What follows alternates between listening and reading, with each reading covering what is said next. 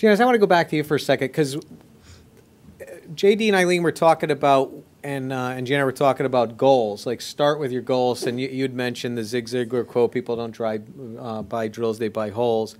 So obviously there's things you want to accomplish, and you talked nicely about the pain that starts the process, right? Yeah. So your words were one too many layoffs. So I understand what starts your process.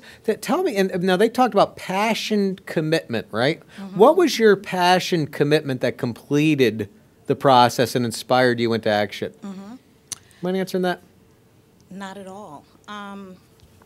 When I started the process, even before I decided to become an entrepreneur, I identified my passion areas. There are lots of differences of opinion on whether passion areas is relevant, and you know, you can look at it one way in terms of your revenue goals, or you can look at it in terms of areas of interest. So for me, my areas of interest were education, healthcare, and community development. So when I started, I'm so sorry we missed you.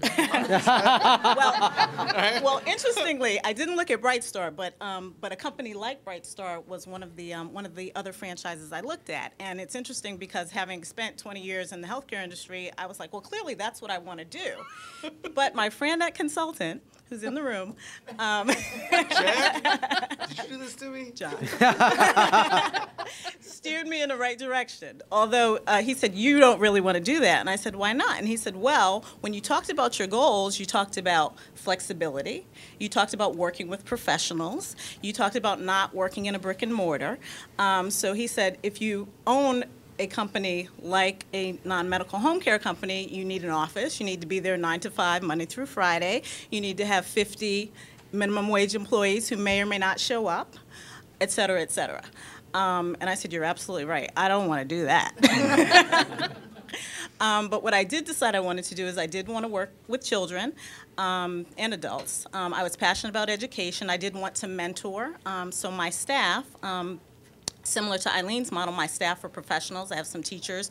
I have college students, recent college graduates, but, you know, semi-professional, those who are moving in that direction. And so even those who aren't accomplished teachers are very much looking to learn and grow professionally in that regard. So it was an opportunity for me to mentor. When I was looking at my long-term personal goals in terms of my level of involvement, it was also important to me that I could sort of roll up my sleeves and be very active initially, but have a model that I could step away from over time and take less of a kind of general management role and more of a business development, public relations role. In terms of the franchise model, it was actually important to me that I join a newer franchise. Very established models will be stricter in a lot of ways. So the system, the template is very, very buttoned up in a more mature franchise. Tutor Doctor happens to be a younger franchise. The company's been around for over 10 years, but it's been a franchise for less than 3 years. And so I had an opportunity, and I have a business development background, to really contribute to the evolution of the franchise. So that was important to me as well. That was something that I felt I didn't really have many opportunities to do in corporate America. And so I like the idea to have opportunities like this.